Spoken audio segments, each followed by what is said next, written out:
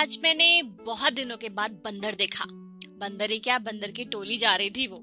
जब मैं छोटी थी तब तो बंदर अक्सर दिख जाया करते थे, आ जाते थे। और तुम्हें पता है, अगर उनको कोई फ्रूट्स का पेड़ दिख जाए जैसे पपीता या अमरूद, तो वो जाते थे और सारे फ्रूट्स को तोड़ मोड़ के फेंक देते थे। कुछ खाते थे लेकिन खाते कम थे और फेंकते ज्यादा थे।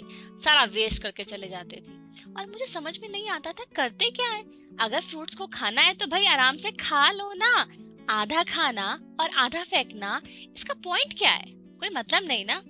बट उनका ये बिहेवियर क्यों था वो मुझे समझ में नहीं आया। लेकिन कल ना मैं एक बुक पढ़ रही थी और मुझे वहां पर इसके बारे में बात पता चली। ये कहानी थी ब्राजील की। ब्राजील के लोग अक्सर इस कहानी को सुनाया करते हैं। तो मैंने सोचा कि आज मैं ये कहानी तुम्हें सुना देती हूँ कि बंदर जब भी किसी फ्रूट के पेड़ पर जाता है तो वो आधा खा के बाकी सब नीचे क्यों फेंक देता है। तो क्या हुआ था, ये बहुत पुरानी बात है, बहुत बहुत बहुत पुरानी बात। तो एक बार एक बहुत बड़ा गार्डन था। उस गार्डन में खूब सारे फ्रूट्स वाले पेड़ लगे रहते थे।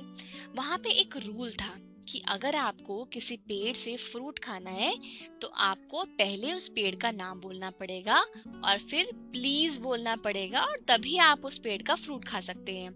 जैसे अगर आपको ऑरेंज खाना है तो आपको बोलना पड़ेगा, ओ ऑरेंज ट्री प्लीज, क्या मैं तुमसे एक ऑरेंज ले सकता हूँ? और फिर आप उसके बाद ऑरेंज ट्री से एक ऑरेंज लेके खा सकते हैं। ये सभी करते थे, चाहे इंसान को फ्रूट लेना हो तब भी, या किसी भी एनिमल को अगर फ्रूट खाना हो तब भी। सब पहले ट्री का नाम लेते थे और फिर प्लीज बोलकर उस फ्रूट को ले लिया करते थे।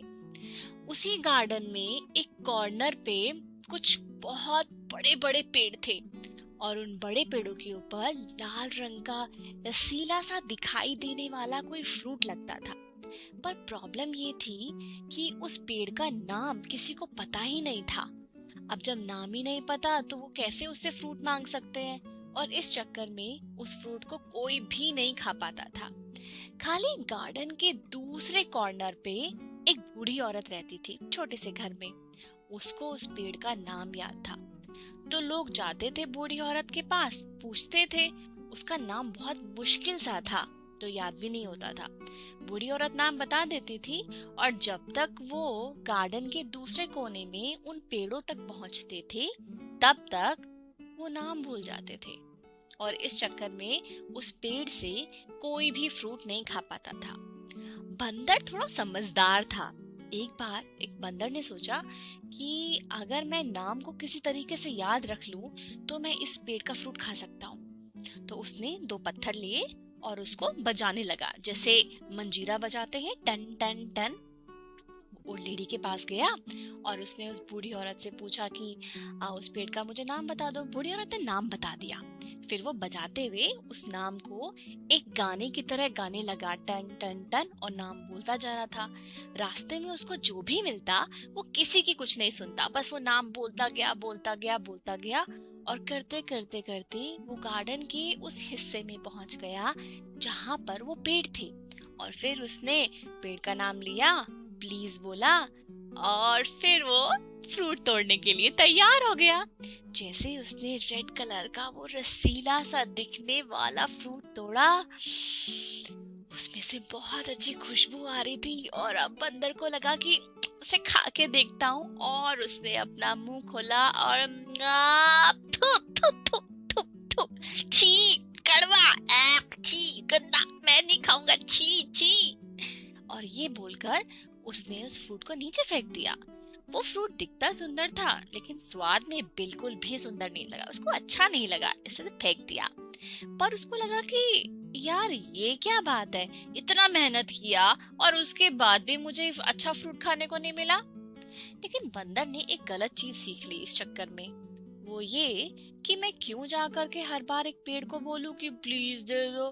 कितना सिंपल है ना, पेड़ पे चढ़ जाओ, जो खाना है खाओ, नहीं खाना तो मत खाओ, फेंक दो, क्यों बार बार प्लीज बोलना।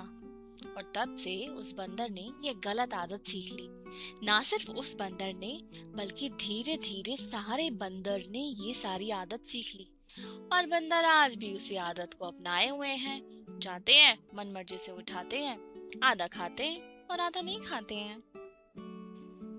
तुम्हें अगर कभी कोई बंदर मिले ना, खास तौर पे किसी पेड़ के पास, तो कभी उसको छेड़ना नहीं, क्योंकि अगर तुमने उसको छेड़ा तो वापस से उस पेड़ के फ्रूट निकाल के तुम्हें मारने लग जाएगा, और फिर उसको फ्रूट तोड़ने का एक और बहाना मिल जाएगा।